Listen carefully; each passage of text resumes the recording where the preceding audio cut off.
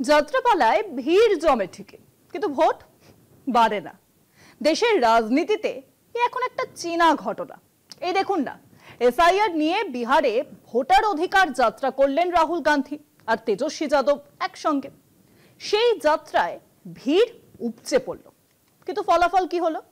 বিহারে ভোটে বাজি মারল এনডিএ।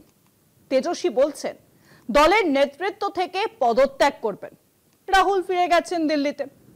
এর আগে 2024-এর লোকসভা ভোটের সময় ইনসাফ যাত্রা করেছিল সিপিএম, কিন্তু তারপরেও ভোটের ময়দানে খাতাই খুলতে পারেনি বাবেরা। শূন্য হাতে ঘরে ফিরতে হয়েছিল।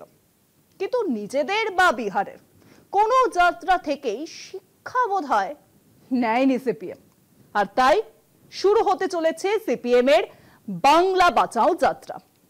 এই যাত্রা চলবে 29শে নভেম্বর থেকে 17ই ডিসেম্বর অবধি। ঝিমিয়ে পড়া সংগঠনকে চাঙ্গা করতেই এই আন্দোলন সিপিএম এর। 2026-এ বাংলা বাঁচাও যাত্রায় কি খাতা খুলতে পারবে আলিমুদ্দিন? দলের অন্দরেই কিন্তু উঠছে একাধিক প্রশ্ন। 2024-এর লোকসভা ভোটের প্রাক্কালে ইনসাফ যাত্রা আর 2026-এ বিধানসভা ভোটের আগে বাংলা বাঁচাও যাত্রা। 2024-এ ইনসাফ যাত্রা করেও সিপিএম শূন্যের গেড়ো কাটাতে পারেনি। 2026-এর মুখে বাংলা বাঁচাও যাত্রা করে আলিমুদ্দিন কি এবার খাতা খুলতে পারবে? সিপিএমের ধারণা সংগঠন চাঙ্গা করতে হাঁটাই একমাত্র ওষুধ। তাই সবকিছু বাদ দিয়ে উত্তর থেকে দক্ষিণে 1000 কিলোমিটারের বেশি হাঁটবে সিপিএম।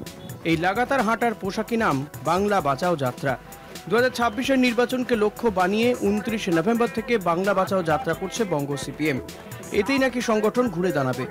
দলের স্থানীয় স্তরের মুখদেরই এই পদযাত্রায় গুরুত্ব দিচ্ছে আলিমুদ্দিন। জানা গিয়েছে পরিকল্পিতভাবেই এই বাংলা বাঁচাও যাত্রায় কোনো শীর্ষ স্তরের নেতা নেত্রীদের নাম ঘোষণা করা হয়নি। আগামী 29শে নভেম্বর থেকে 17 ডিসেম্বর হবে লাল পতাকার বাংলা বাঁচাও যাত্রা। কোচবিহারের তুফানগঞ্জ থেকে শুরু হয়ে উত্তর 24 পরগনার কামারহাটিতে শেষ হবে এই যাত্রা। 29শে নভেম্বর থেকে 17 ডিসেম্বর লাল ঝান্ডার বাংলা বাঁচাও যাত্রা। ঘুমন্ত সংগঠনকে চাঙ্গা করতেই বাংলা বাঁচাও যাত্রা সিপিএম এর। তুফানগঞ্জ থেকে শুরু হয়ে কামারহাটিতে শেষ হবে যাত্রা। উত্তর থেকে দক্ষিণে যাত্রা 1000 কিলোমিটারের বেশি। যাত্রায় স্থানীয় মুখদেরই গুরুত্ব দিচ্ছে আলিমুদ্দিন।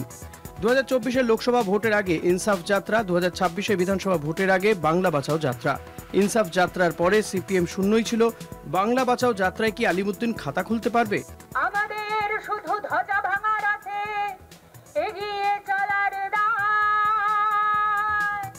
2024-এর লোকসভা প্রাক্কালে ইনসাফ যাত্রা করেছিল সিপিএম। সেই সময় ইনসাফ যাত্রার মুখ করা হয়েছিল পার্টির যুব শাখার তৎকালীন রাজ্য সম্পাদক মীনাক্ষী মুখোপাধ্যায়কে। সিপিএম এর এই ধরনের কর্মসূচিতে সামনে ছিলেন বিমান বসু। এবারের বাংলা বাঁচাও যাত্রায় স্থানীয় কমরেডদের প্রাধান্য দেওয়া হবে। এই পদযাত্রা সম্পর্কে সিপিএম রাজ্য সম্পাদক মোহাম্মদ সেলিমের বক্তব্য, রাজ্য জুড়ে এই যাত্রার মাধ্যমে জ্বলন্ত সমস্যা তুলে ধরা হবে। কলকাতা টিভি।